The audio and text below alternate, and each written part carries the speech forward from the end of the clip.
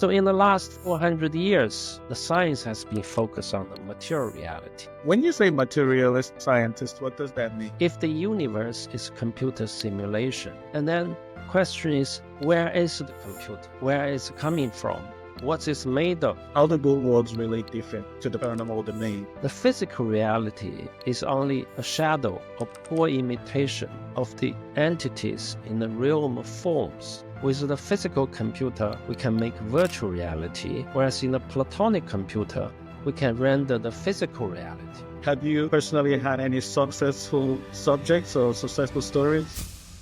Thank you, Stanley. Thank you for having me. Okay, my name is Simon Duan. I came to the UK from China in 1980s as a student. So I was born in China and I was brought up in China, and I came to UK as a student, and I finished my education with a PhD in material science from Cambridge University. So I was trained as a materialist scientist. And then I worked in industry for a number of years, doing research and development, technology consultancy. And so that's my professional life. In early 2000, I came across paranormal phenomena. As a scientist, I become very curious what I have seen. And so I kind of went into the paranormal research rabbit hole. So since then, I have been doing a lot of research in paranormal phenomena and try to explain paranormal phenomena. So that's the sort of reason I developed a new theory to account for those phenomena.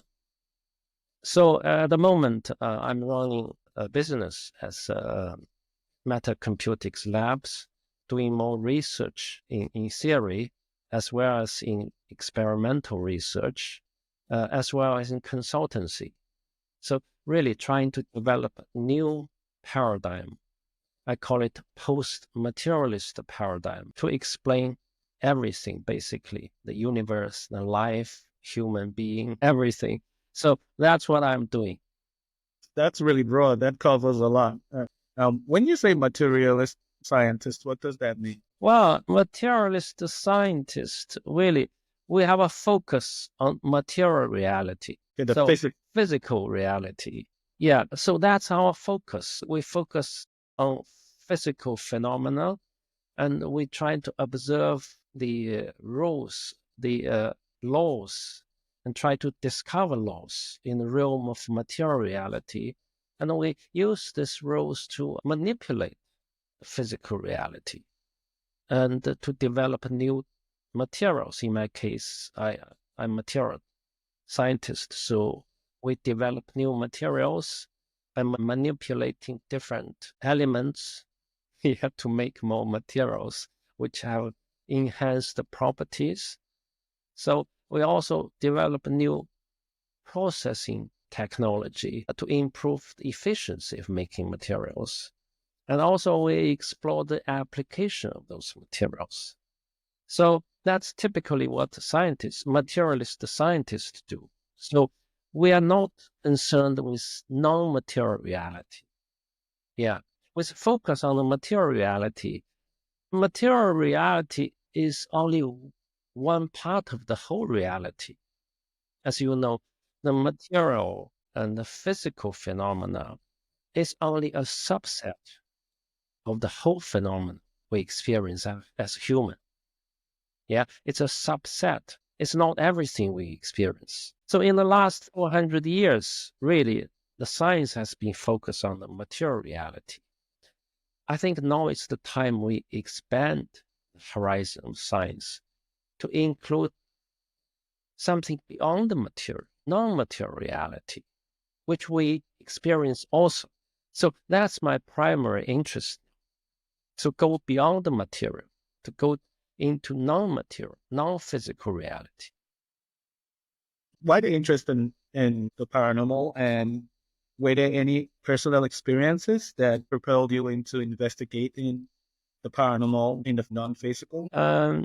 In early 2000, I was doing business in China. My wisdom tooth starts to play up. It becomes very painful. And I went to see the conventional dentist. I was told I need a general anesthetic because it's quite complicated case. It's quite deep. He suggested I have a general anesthetic because it's not very small operation, actually, bigger than I thought. Then a friend of mine told me, oh, why don't you try this dentist? He's doing a fantastic job. So out of curiosity, I went to the place he recommended, went to the small dentistry. The wall has a full of photos of celebrities. It's quite famous celebrities, as well as the government officials, including the Communist Party Politburo. Yeah, so they all went this place to have their tooth taken out. I thought, oh, this is encouraging. And what he actually did is actually just he used a pair of tweezers, take my wisdom tooth out effortlessly. Yeah, I had some pain, I had some discomfort, but not very painful. There wasn't any force involved. Then we went to lunch together. During lunch, I asked him what happened. What the hell did you do to me? He said, I have a incantation. Incantation is like a spell. He said this incantation was passed in my family for many generations, and I use that to loosen my patient's tooth so I can take them out effortlessly. So he does it daily. I mean, it's a professional operation. And so this really triggered me. I never come across anything like this before. As a materialist, we always work on the law of physics, everything, obey the law of physics. And this obviously doesn't obey the law of physics. So this really sort of puzzled me and intrigued me. And since then, get involved in the paranormal research circle in China. And that's just eye-opener. I've come across all sorts of phenomena and all kinds of different paranormal phenomena. And so I spend almost all my off-duty time actually to visit those people, and which has become very intriguing. So Can you give me the one that most blew your mind? The most strangest phenomenon ever? Well, I come across people who can actually teleport physical object, from one location to another location. Yeah. And one time we actually locked this guy in a room in a lab in Beijing, and we stripped him out completely. We even took his underwear away, and he managed to teleport some money into the room where he was, the banknotes. Yeah, so this is quite striking. And later on, we did a lot of experiment with him, and he can actually teleport the GPS tracker, air tag, for example. Yeah, and we can actually monitor where the tag is. It can be hundreds of miles away. Were you physically investigating this while he was doing it? Yeah, that's right. Yeah, we can actually trace that on our sort of mobile devices, GPS tracker. And I come across people who can manifest Chinese herbal medicine in their hands. Yeah, so that medicine is actually personal to the patients. It's personalized herbal medicine, but it's from thin air. Some psychic, they can actually make the medicine in their hands. Yeah, but there's other things which like telepathy. Yeah, it's like a mind-to-mind communication. Yeah. People can read your mind, and they can know everything about you, and all sorts of informational domain. And that's quite a lot. Yeah, but the material manipulation side is my primary interest. Of course, the metal bending. Yeah, metal bending. Uri Geller is very famous here in the West. Yeah. But in China, a friend of mine, he became a friend of mine. He's a psychic. He can bend 50 spoons in 1 minute. Yeah. So he actually win the Guinness record for metal bending, fastest metal bending a minute. What is Platonic computation? Can you go into a little bit of that in detail? Yeah, the sort of concept was created by me, but it's based on the simulation hypothesis. Okay, the Simulation hypothesis is new. It's not my invention. Yeah. Simulation hypothesis is as old as, let me think, the first person who proposed the simulation hypothesis is a German computer scientist. Yeah. His name is Konrad Rossi. He proposed this in 1969. He thinks probably the universe is a processing output. So in 1990s, there's another physicist called John Wheeler also support this idea. And he came up with a famous phrase called "it from bit." Everything physical is a fundamental information.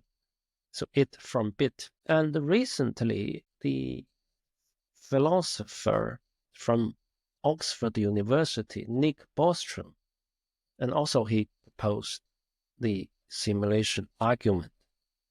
He argues that we are almost definitely in the simulation, computer simulation. But so far, all those are speculations. It's not really a theory yet. It's not really a hypothesis yet, because it's only a speculation. There's no details. To my mind, if we want to develop a scientific theory, we need to answer a range of questions, key questions, basic questions. For example, if the universe is computer simulation, and then the question is, where is the computer? Where is it coming from? What is it made of? How is it made? That would be a question that we wouldn't be able to answer if we're in the simulation. Well, as a scientist, we work on hypotheses. Yeah, you need to come up with hypotheses to address those questions. And then you can progress this issue from a speculation into a hypothesis. That's how it works. So we work with hypotheses, and we make predictions using the hypothesis. We test the hypothesis with more experiment, and if it's a fit, we can improve it. If it doesn't, we can modify the hypothesis. That's how we scientists works. So the Platonic computation hypothesis, by the way, it is a hypothesis. It's not yet a theory. Is based on the assumption that the computer is actually in the Platonic realm, and it's not a physical computer. Yeah, it's not in the physical reality. It's beyond the physical reality. It's a transcendental computer. It's in the Platonic realm. Yeah, that's why I call it the Platonic computer. So I don't know whether you're familiar with Plato. In Plato's theory, the physical reality is only a shadow or poor imitation of the entities in the realm of forms. The realm of forms are more real, more fundamental. It's more fundamental reality, whereas the physical reality is only poor copy. It's a poor imitation. It's like a shadow. So the real thing, the real deal is actually not physical. It's a transcendental in the realm of forms. It's like, for example, in this world, we have apples. We have different apples. We have the red apple, green apple, sweet apple, sour apple, different size of apple. But in the realm of reality, in the realm of forms, we have appleness, which is abstract apple. but that apple is more real, more fundamental. Yeah. Similarly, we have different types of dogs, all kinds of shapes and sizes. Yeah, we have a poodles, we have Labradors, we have a pugs. But in the realm of forms, we have dogness, which is archetype dog, abstract dog, which is more fundamental, according to Plato, more real. So the physical dog is actually a poor copy. And so in his theory, everything physical has a corresponding archetype in the realm of forms. Yeah, you have a Platonic dog, you have a physical dog, you have a physical apple, you have a Platonic apple. Yeah. So based on this principle, I propose that because we have a physical computer here made of silicon, we ought to have a Platonic computer, non-physical computer, which is more real, it's more powerful, it's more fundamental. So that is the computer which is responsible for rendering this physical reality. Whereas the physical computer made of silicon is only responsible for making the virtual reality. Yeah. So that's the concept that Platonic computation is. Yeah, basically, in parallel to the physical computer, there is a Platonic computer. Yeah, with the physical computer, we can make virtual reality, whereas in the Platonic computer, we can render the physical reality. So basically, the physical reality, according to this hypothesis, is the processing output of the Platonic computer. So in the Platonic computer, are we still there? Is the real us there? And this is just a copy of us in this physical form? How does that work? Is there another me and you in the Platonic computer that is just, and this is a physical reality of us on here? Yeah. In the development of the Platonic computation model, I also developed the cosmology model. With this Platonic computer, you can sort of format the computer to operate at a different clock speed. You know that the computer operate on update according to the clock. Yeah. Every computer has a clock. Yeah. So does the Platonic computer. The clock in a Platonic computer can be configured to operate at a different clock speed. Each clock speed renders different reality, different level reality. So it's a multi-level reality, multiverse. So each parallel universe in the multiverse is rendered by the Platonic computer operating at a specific clock speed. This clock speed also corresponds to the refresh rate, update rate, and also correspond to the vibration frequency. Yeah, the update rate, the vibration frequency is correlated. And therefore, at each clock speed of the Platonic computer, we get rendered universe with the specific vibration frequency. So this multiple levels universe rendered by the Platonic computer operating at a different clock speed. So therefore, it's like a different radio and TV station vibrating at a different clock speed. You have a different vibration frequency. You have different parallel universes. So that's the cosmology model derived from this Platonic computation model. Yeah. And each parallel universe has a set of rules and a set of laws and different beings. We as a human, actually any beings, exist at all levels. Okay. We actually exist at all levels of those parallel universes as a nested Russian dolls. Is that not similar to the, it's called the multiverse theory? Yeah, multiverse have a different kind of models also. Yeah, one version of the multiverse is actually parallel with each other within one level. It's like a different game world. Yeah. In the virtual reality domain, we can create different games, different computer games, and each game is its own world, and each one can be seen as a parallel. So that's like a horizontal parallel. In my case, I have a vertical parallel. Each universe is actually nested within another universe. So it's parallel universes. In my case, the clock speed is different. In the horizontal parallel universes, yeah, it's like a different game world. You still have the same clock within the one level reality, like the virtual reality. And in my case, it's actually another level reality, which has a different clock speed. And each level below is nested in the level above. It's like the virtual reality, it's like our computer game is nested in this physical reality, but it's a parallel to this reality. If you go into the game world, that's another world, but it's nested within this world. Okay. Similarly, our physical reality is nested in the level above. So it's a nested parallel universe.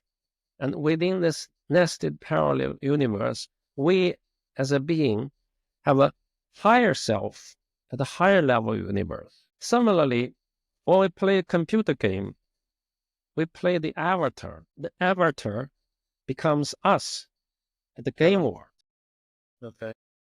Whereas ourself, the player, is actually relative to the avatar. We are avatar's higher self. So we exist at all levels. We exist as avatar when we play the avatar. We exist as a player. Similarly, above us, there's another player which we can call our higher self.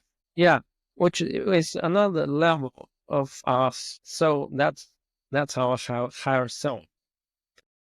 So we have a higher self at all the level of the universe above this physical level. Is there a part in the phenomenon where we can communicate with our higher self? It's not communicate. It's because the higher self is the player of the lowest. It's already there. Yeah, it's just that our consciousness not aware of that. If you expand your consciousness and you become aware, you are actually the player, not this avatar. So in that sense, the player become active. Then you are no longer NPC. In most times, for majority of people, actually we act as NPCs.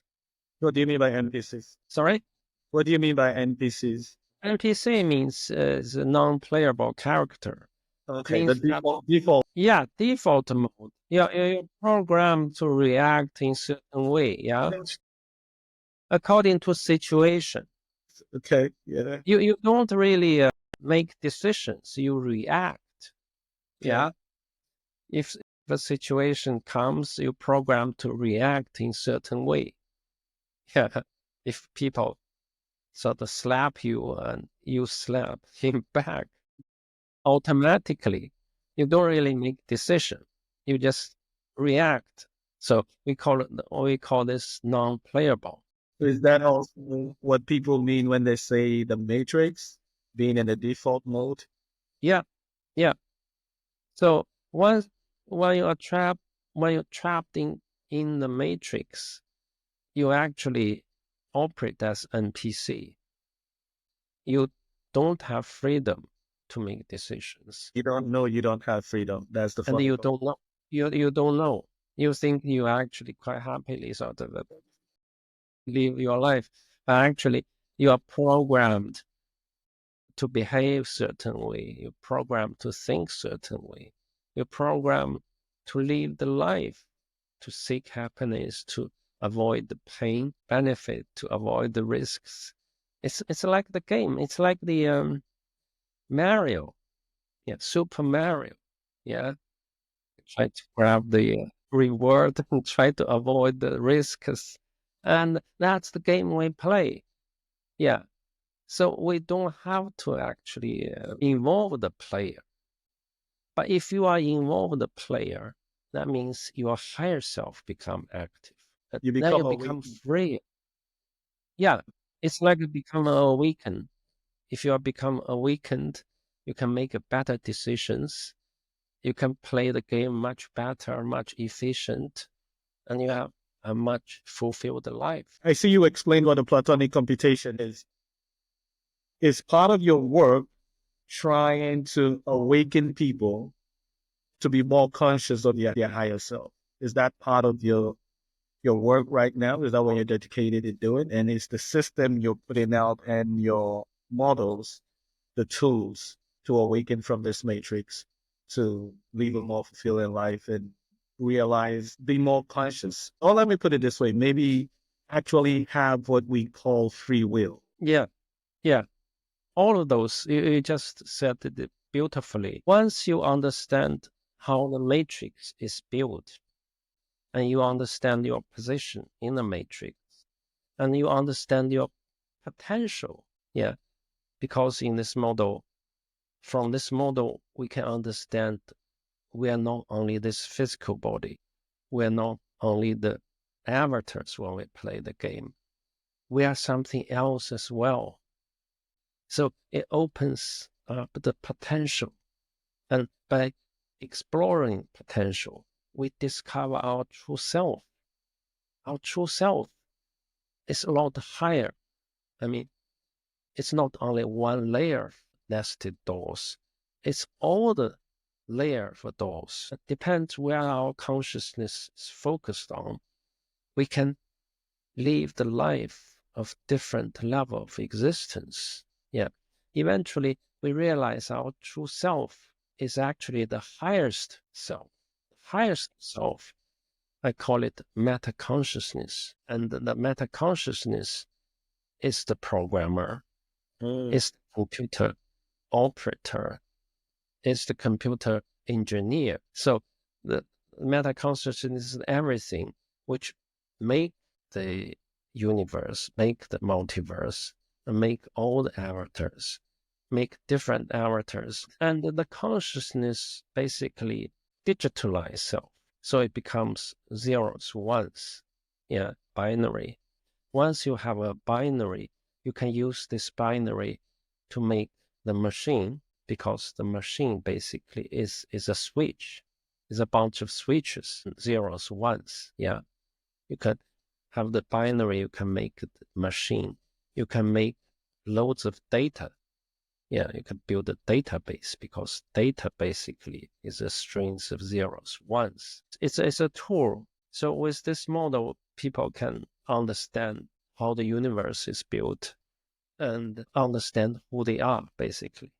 Is it gonna be a knowledge based sessions, or is there like a lab? How would you connect the people to the awakening? It's gonna be several sessions. Is it a physical thing, or is it gonna be meditation? What features are in this model? Well, in my work, there's three parts. One part is actually to develop the theory. As I said, there's a lot of questions we need to answer before it becomes a theory. So there's still a lot of detail needs to be worked out.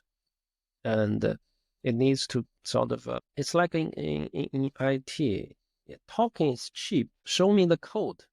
Yeah. Yeah. You show me the code. Yeah. Yeah. Yeah. You said it's a Platonic code. Yeah. Show me what's it like.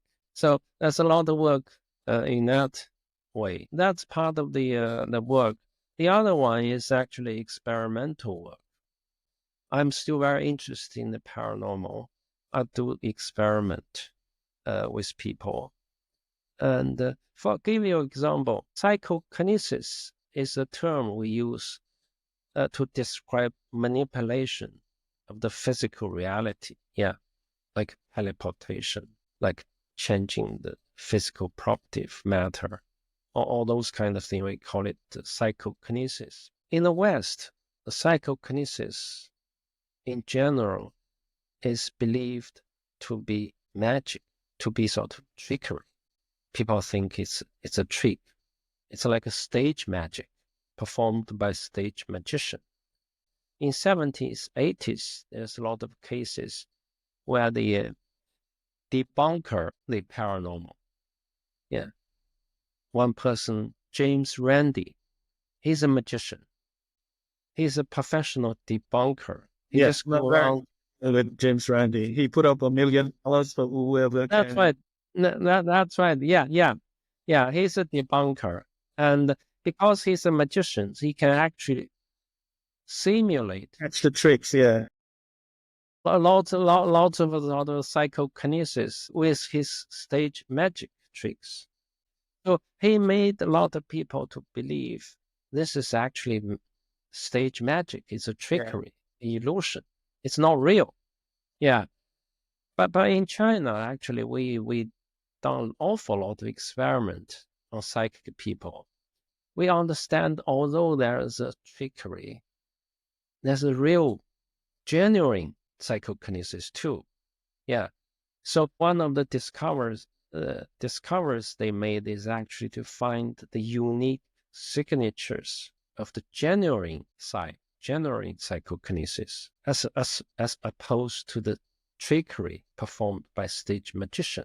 For example, if you look at the video recording carefully, you will discover some unique patterns in the video recording, which are sort of present in the real case of psychokinesis. There are specific patterns, distortions, yeah, like a mosaic, like the snow, like the distortion image, which are not present in the stage magic performance videos.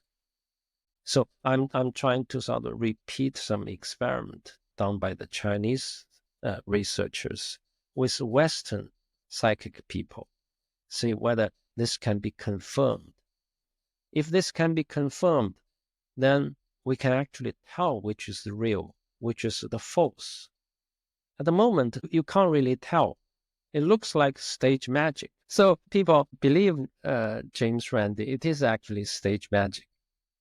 By doing research, we can discover that actually there's an objective evidence. It's like a unique signature of real psychokinesis. Yeah.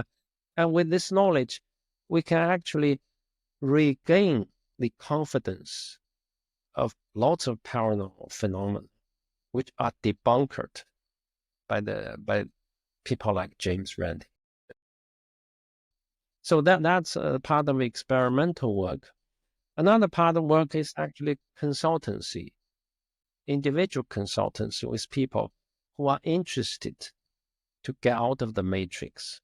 So by sort of individual consultants, we can sort of help people understand where they are in the matrix. And we work together with them to sort of come up with a road map, how to get out of it.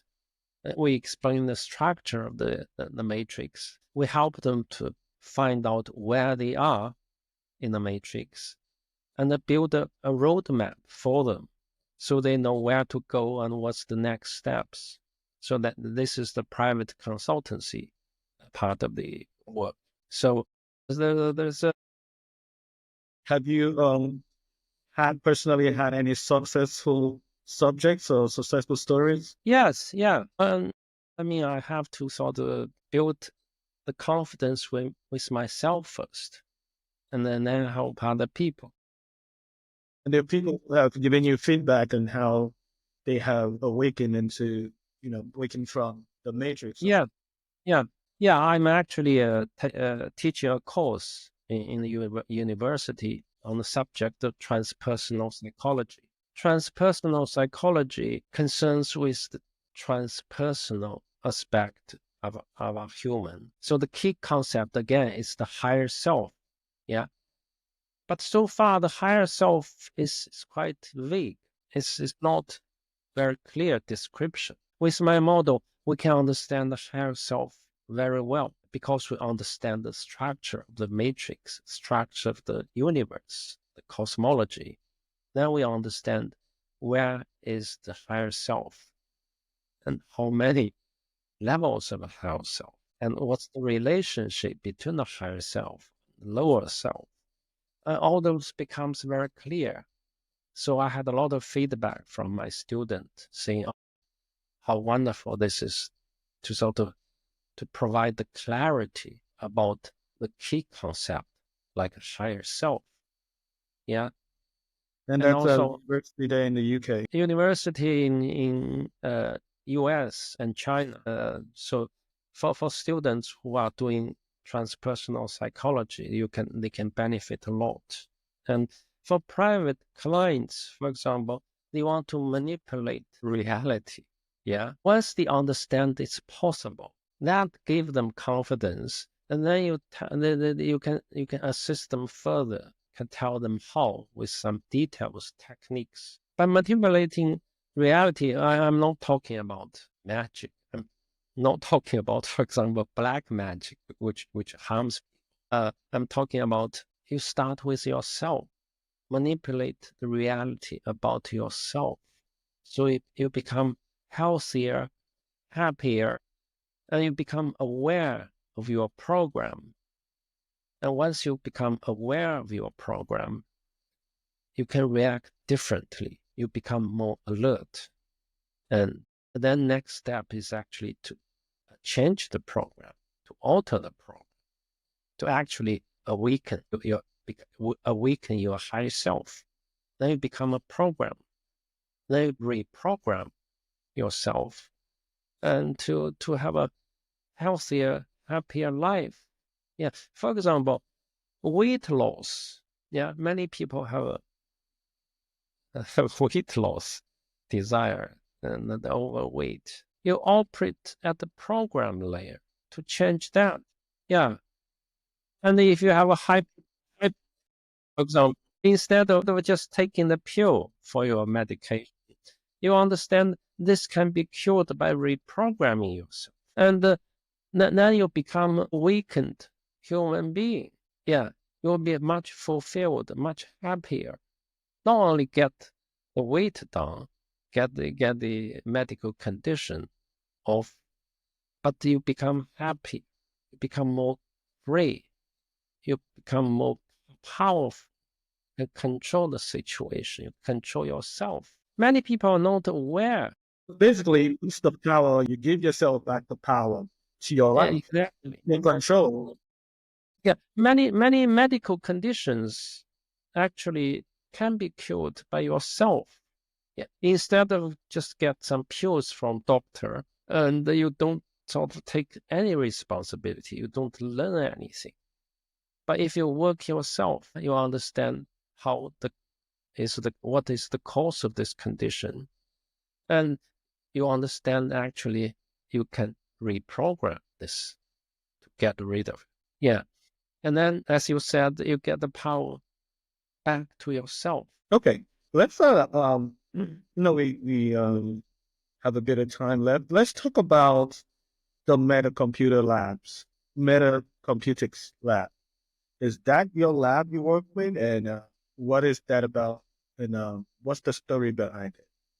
And also, where you located? I'm guessing you're located in the UK. Yeah. I'm based in London, and this lab is what I set up to sort of, as I said, develop theory, and doing experimental work, and doing consultancy. The three part. Okay. Okay, so this is like the overall company that covers the all every other thing comes from the Metacomputing lab, basically. Yes. Okay. Right. One question before I move on, because the explanation you had for the higher self was very intriguing and very interesting. I have to ask this question. So, what is your take on death? Yes. Yeah.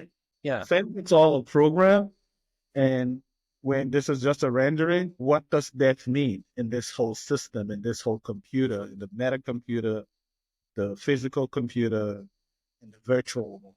When we die, how does it work? Does the higher self continue, or with the physical just die off? How does death apply to any of this? As the model described, we are like a nested Russian doll, yeah?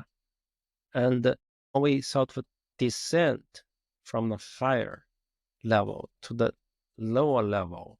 We put on layers, and each layer sits in a different level universe and has a different clock. So at each level, we have a lifespan, which is kind of a programmed lifespan. Like our human in this physical reality, we kind of average 70, 80 years. So that's the programmed lifespan. And once that programs run off, yeah, this layer of physical reality falls off, but the inner layer is intact. Yeah. The inner layer has a different clock, and the lifespan is a lot longer. Each level has much longer life until you reach to the end, reach to the top, you become eternal. Yeah. And once you descend from that eternal, you have each layer have a different lifespan. And the lifespan becomes shorter and shorter until we build another layer, which is virtual reality. In the game world, our avatar lives a lot shorter than this physical body. So when the physical body dies, your inner self, your higher self, can change another avatar.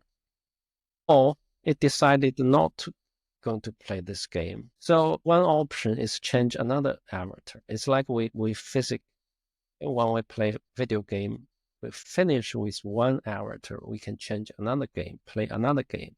So the same player, we can play different avatar. Our self, higher self, can play another human body once this body finish. Yeah. Then it becomes somebody else. Yeah. Start a new life and start a new experience, start a new game. Sometimes people call that reincarnation. That's interesting. Okay. All right. That answers the question. I would like to move to post-materialism technology, manipulating or controlling the mundane reality. Is that still attached to the matrix, coming out, awakening, and being able to be connected to your higher self and collaborate and be able to be more awakened and take control of your life and destiny? Yes, that's basically what it means. The example I gave about controlling your weight, for example, weight control. And all this can be seen as manipulating the reality. This is done by reprogramming yourself. And to understand this reprogramming, understand that most cases you behave like an avatar. You're programmed to do things. Back to the sort of weight loss. That in most cases, when we eat food, it's not because our body needs food. There's many other reasons, many other sort of programs which triggers us to eat food. For example, in cinema, when we watch a movie, we don't have to eat anything. But we are programmed to get the popcorn. Yes. Yeah. We don't need popcorn. I'm guilty of that. That's why I said. Yeah. Yeah. We are programmed. Personal. So it's a program. Yeah. Yeah. We get tapped into that. Yeah. And it's in many And then it's cases. funny that if you don't do it, people look at you funny. They'll be like, "What's happening?" You're not doing the rules. Yeah. That's right. Yeah. It's a social consensus. So it's a rule, but you need to be aware what's going on, whether this is necessary or is it just an NPC playing out a program. You don't know Yeah, it. that's right. So if you understand this, you can change a lot of reality. about yourself. Would you say, saying all this, and I know you work, you used to be the vice president of the Chinese Parapsychology Association. What would you say is the difference on how we relate to the paranormal in the West and in the East? In your experience, living in both worlds, how do both worlds relate differently to the paranormal domain? Do you think the West is a little bit more iffy about it, and the East are more in tune with this phenomenon? Yeah, in general, it is. I mean, the Western society is more dominated by science, materialist science, and therefore anything other than science is less accepted. They are not open, much less than in the East. For example, in the East, in China, we have a Chinese medicine system, which is not really science, but it works. It works for many people for thousands of years. And therefore, people have the option. They can go to sort of Western doctor, or they can go to Chinese medicine doctor. So both are accepted. Yeah. So they are not sort of have so much dominance with the Western science and Western medicine. Chinese medicine system are not reductionism, it's more holistic, it's more metaphysical, whereas the Western medicine is more like physics, chemistry, biology. It's a different system. From your experience, the Eastern medicine works as well as the West. I think they both have strengths and weaknesses. I mean, in most cases, if it's emergency, you need operation, people tend to go to the Western hospital, of course. If it's chronic disease, many people prefer Chinese medicine. It takes longer, but it hasn't got a lot of side effects. And also, you become more involved in dealing with that instead of take everything to the doctor. And many people also practice Qigong to heal themselves by energy. So that's another way. Instead of relying on the doctor, you rely on the Qigong, you rely on meditation, you rely on adjusting diet, just adjusting what you eat. So it's complementary. I think. What is Qigong, if you don't mind? What is Qigong, if you don't mind? Qigong is it's like an energy medicine. Yeah.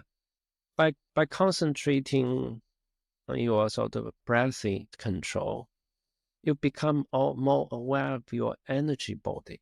Like I said, we have multiple bodies. One level above this physical body is energy body. Yeah, some people can actually see it. It's like auras. It's What did you call it non-physical. again? Did I say it right? Qigong, Qigong. Qigong, Qigong. Yeah, Qigong is to practice the Qi energy, which is really to healing your physical body by healing the energy body. If the energy body becomes fault-free, then the physical body gets healed because it's another level of reality, which is a deeper level of reality. You're not working on the physical level, you work on the energy level. So that's one way people can sort of heal themselves. Therefore, they have more choices. And they I have might be wrong, or I might, be conflicting two things. But is that related to like the chakra? I've had a couple of Yes. people. Okay. Yeah. The chakras are the energy centers in the energy body. Yeah. Chakras. The energy body have a different channels. It's like a blood vessel. Instead of physical blood, they have energy channels.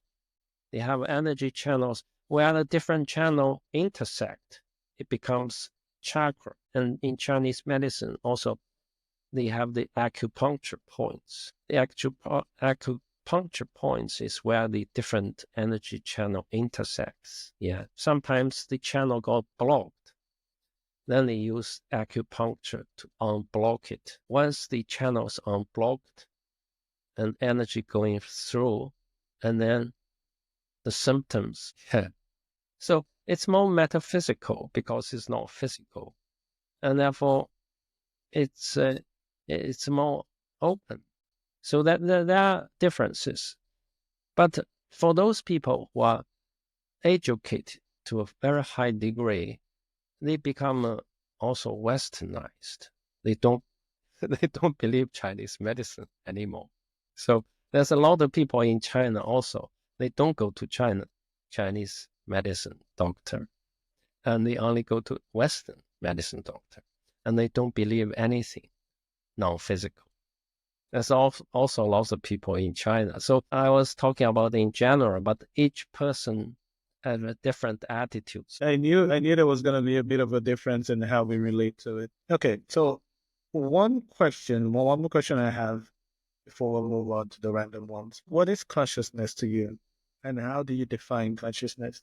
In my model, consciousness is defined as the power to perceive, and be self-aware. So it's the capability, it's a power. Conceive means to create. To perceive means to be aware, to be able to experience. And be self-aware means that we have an I, we have a self, I am. Yeah. So we have a subjectivity. So that's my definition of consciousness. And consciousness is actually contentless. It's a pure power, whereas everything we experience is the content of consciousness. Yeah, like the perception, like this world is actually the content, one of the content of the consciousness. Other contents including thoughts, what we are thinking of, what we feel, what our emotion is. Yeah, and all those are content of consciousness. And in my model, the consciousness is the source of all the contents. And then the contents of consciousness is created through computation. So Platonic computation. So the Platonic computer is actually a content creation machine, whereas the consciousness itself is the source where the computer is made. The computer is made by, of, with, from this consciousness. So you have the consciousness, and you make the machine, and you use the machine to render the contents of your consciousness. So those contents, including the perception of this world, the thoughts, feelings, and emotions. That's one of the best ways I've ever heard anyone put it. Consciousness is a very, very hard, difficult question because we are just automatically conscious and it's not pre-planned. We don't know. I don't. We could be or it couldn't be. We don't. But as being born in this physical, we blank slate. One of the reasons people perceive as a difficult problem is that they confuse the consciousness with the contents of consciousness. Yeah, like qualia. Yeah, the qualia is also contents of consciousness. It's not consciousness. But people, when they talk about consciousness, they talk about qualia. They need to separate this two. I mean, consciousness is contentless, and the contents of consciousness is the perception, thoughts, feelings, emotion. And all the contents are rendered by the Platonic computer in my model. So features like qualia, the mind, thoughts are all contents of consciousness. They all are derived from consciousness. That's right. Yeah. And the body is a vessel for disbursement. Good. Yeah. Okay. What is your take on, I think religion is a very complex topic. It's something I've always been interested in growing up. I've had questions, growing up with questions in mind and not being able to get answers to them kind of pushed me away from the traditional religious concept. And you're a good candidate to answer my question because being that you had experience in the East and also a scientist and also studying the paranormal, how do you see religion and spirituality? What are the big differences of these two? It's a big topic. Yeah, spirituality is also, to my mind, according to my model, spirituality also is also a content of consciousness. Consciousness is contentless. And one type of content of the consciousness is spirituality. So this specific contents of consciousness is in contrast to other contents, like perception of a physical reality. So one part of the content of consciousness is the physical reality we perceive. But beyond the physical reality, there's something else, non-physical, and we call it spirituality. That's what I understand as spirituality is. It's also content because it has a content, but it's non-physical. It's transcendental. It's beyond the physical. And also, it's inner rather than surface. It's deeper. Yeah. It also implies connection. You feel you have connection. Is it related in any way to the higher self, spirituality? Exactly. The higher self is getting into the spirituality domain because it's not physical anymore. It's beyond the physical. Anything beyond the physical is moving towards the domain of spirituality. The further you go up, the higher self, the further you go away from physical, more closer to spirituality. So the conscious itself is ultimate spirituality. Yeah. When the consciousness manifests at different level reality, it becomes different level of spirituality, and eventually become a physical. It's not spiritual anymore. So spiritual is transcendental, is connectedness, it's a higher realm of reality. The difference between spirituality and religion is that spirituality is more open, whereas religion is normally more dogmatic. It normally rejects other systems. Yeah. So I think that's the main difference. Yeah, That's the only thing that that's what puts me off religion too, the dogmatic religion. yeah. Nowadays, you hear a lot of people saying, I'm spiritual, I'm not religious. Yeah, a lot of people talking about this. This is saying that I'm sort of interested in a higher level of reality beyond the physical. So religion is more restrictive. Oh, this is dogma. This is what you need to believe. Whereas spirituality is more open to explore different systems, different realities, and different teachings. Where do you fall in? Are you in religious or non-religious? I'm spiritual, but not religious. I'm interested in all religion also, every religion.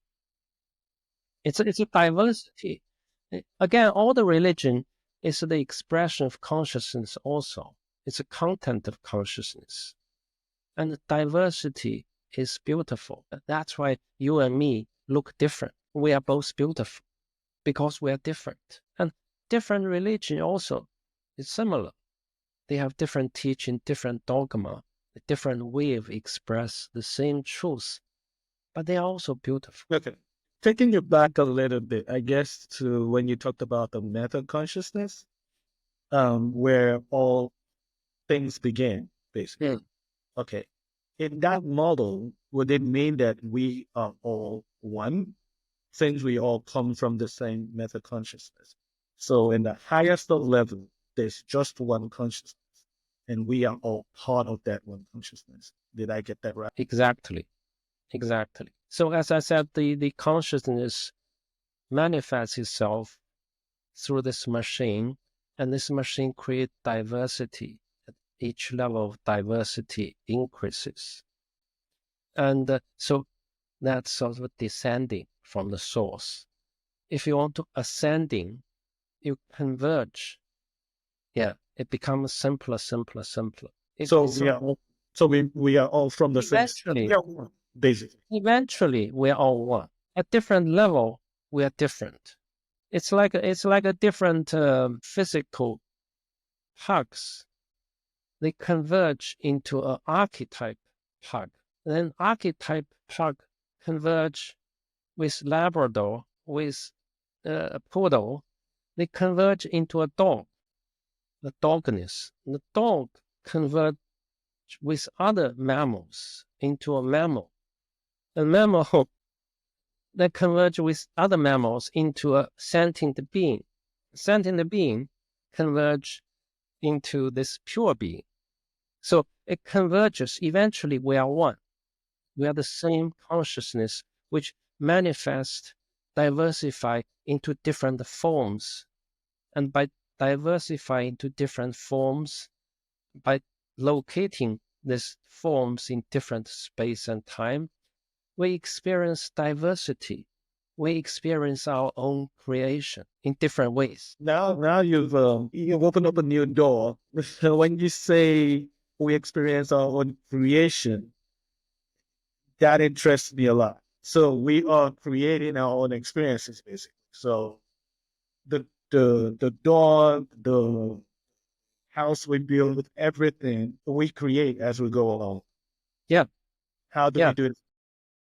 We are continued creation at different levels, but ultimately, in the highest level, we are this meta consciousness, and that's our true self. And when, at each level, we create different level reality, different beings, and we become that beings, and that beings continue creating next level. And at the moment, we are creating this physical reality. We build the houses, we build machines, and we also use the machine using the computer to build another level of reality. We call it virtual reality. So the creation goes on at all levels of reality. But the source of the this creation is the meta consciousness. That's our ultimate true self. That's interesting. And I'm going to take a big guess that the meta consciousness can be referred as the source and also what we all know as God. Yeah. Yeah. So instead of worshiping God, become it's not somebody external, foreign. It's actually your true self. You are God. A lot of people get into arguments about this topic. I just don't like the language a lot of the time because the language is misunderstood. And when you say things like "we are God," people get very animated, upset. I kind of think that we are part of the greatness, and the greatness is a part of us. It might have different terminologies and different names, like the Matrix, like Awakening, or whatever.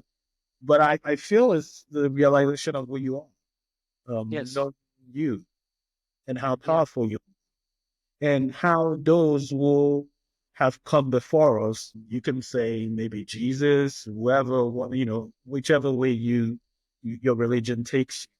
Most of the people that we look up to just realize what we're talking about. They understood, they awakened, basically. Yeah. Yeah.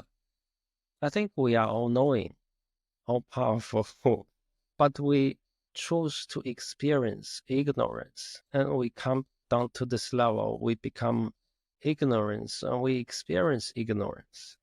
We experience Why do we keep powerless. experiencing when it hurts so much? Ignorance brings us pain, it brings us death, it brings us sorrow. Why do people refuse to believe that they are more powerful than they think they are? Is there an element of fear in it? Are we afraid to know that we are this powerful? Are we afraid to know that we are quote unquote God? I think, as I said, many of us come here to experience ignorance.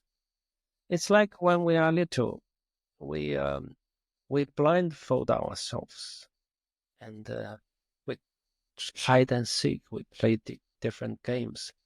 We bump into things. We hurt ourselves, but we kind of experience it. And although we can see, we actually intended to blindfold ourselves, or we intended to become handicapped, to play a sport, handicap.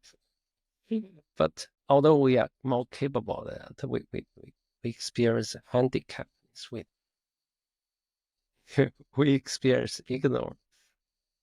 That's kind of experience also. It's valuable. Yeah.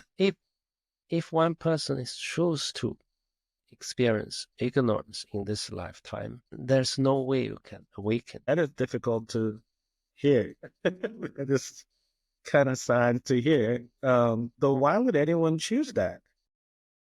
Because they haven't had this experience. They are curious. What's it like? You know, King Charles' second son, Harry, Prince Harry, when he was a teenager, he actually spent a few nights on the street to be homeless in London. He lives in the palace, Buckingham Palace, yeah. He doesn't know what's it like to be homeless. He got everything in the palace. He's chosen to be homeless because he's curious. He wants to find out what's homeless like. I guess when you know it's a game, it's easy to make that choice. I'll be the one that suffer. Let me see how it feels to go through this. I know I'll be back. I know I'm gonna die, and I'll be fine. So I guess, yeah, you can make that argument that people choose that. We actually never die. Yeah, that's the truth. I just use that word I understand. Yeah, because it's a rebirth. Yeah, the consciousness is eternal. We experience different life. Sorry for cutting you off. There's a kind of freedom that comes with knowing this. Yeah. There's a kind of freedom that comes with knowing that it's all gonna be fine at the end of the day. Yeah, if you don't have fear, your life becomes happy. It's a lot of sufferings actually from. So if you are fearless, and your life is much better. If you're fearless, you actually make better decisions. A lot of bad decisions is made under the fear. So if you don't have a fear, you're more relaxed, life become better, and you make better decisions about life, and you improve life even further. Can I also switch the word fear with lack? People who make decisions from the place of lack, of not having. Yeah.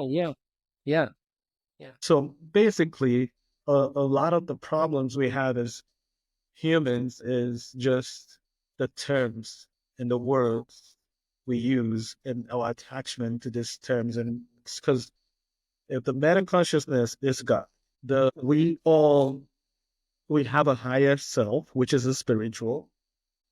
We reside in the physical, which is where we are as humans, and we never die, which is eternal life in a lot of religious doctrine. It's just a swap of words. And the more the world gets into technology, these terms change and we understand it differently. In the olden days, they don't know nothing about quantum physics. They wrote down these books or the holy books, so just by your own understanding. And if you compare what the languages you use and what you're saying, it's basically literally the same thing. Yeah. And science is catching up from what I see. So it has been a great session. Is there any other thing you want to add to this? Yeah, thank you for having me. Yeah, and yeah, I enjoyed talking to you. Do you have any books out, or do you have? Can anyone contact you, read about you, or look into your lecture? My website is metacomputics.com. From that website, you can get my X account, list my publications, my YouTube channels, and so yeah, that's the best way to follow up.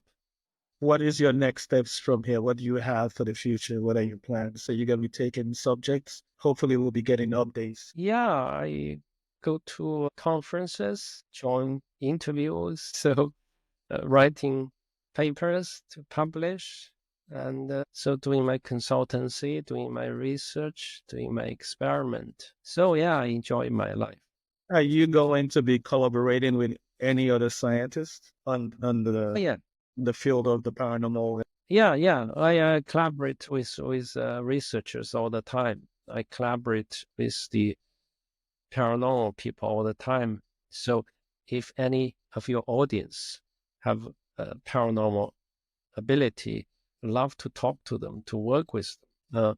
The experiment I'm doing, I mentioned before, is basically trying to repeat some experiment done in China, but they've done with the Chinese people.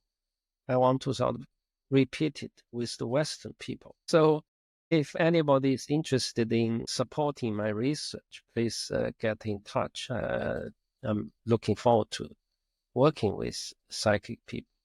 I learn a lot from them. Yeah. I myself is not psychic. I'm spiritual, but I'm not psychic. But from interacting with psychic people, I learn awful lot because they can perceive things I cannot. As a scientist, sometimes we need instrument to explore the nature, to explore the reality. Yeah. In science, we have a telescope. We use it to look outer space, and we have microscope to look into the micro world. Non-physical reality, we also need instruments, and those instruments are carried by psychic.